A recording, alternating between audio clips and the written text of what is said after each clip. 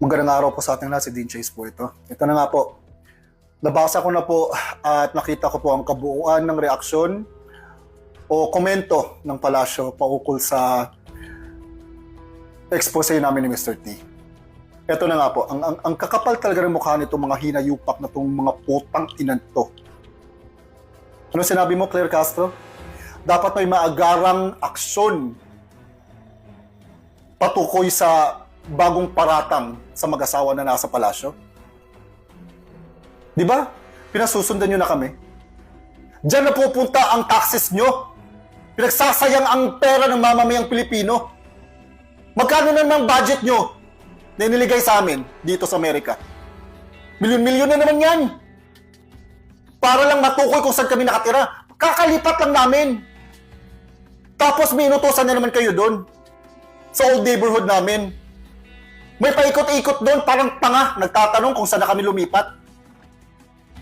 Di lang yan, kinuha nyo ng laptop ko, di ba? Ando ng mga files.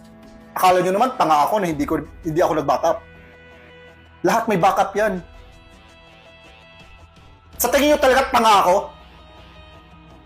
Nakuha nyo na rin ang cellphone ni Mr. T. Di ba?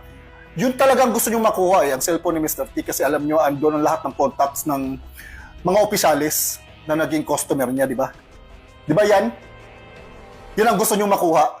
Kasi ang taas ng lista ng pangalan dun eh. Mga messages. Meron pa nga isang ano dun eh. Sino yun? Anak ng isang presidente na ngayong naging senador na. Di ba?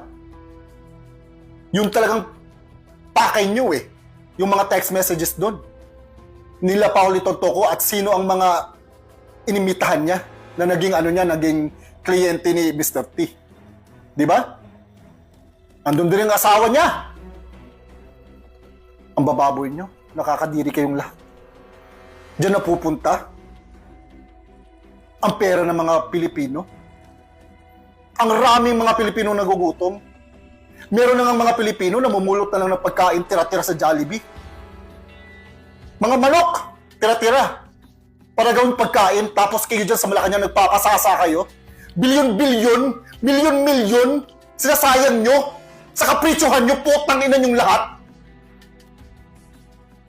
Ang kakapal ng mukha nyo, putang ina kayo. Isa ka pa, Boying Rimulya.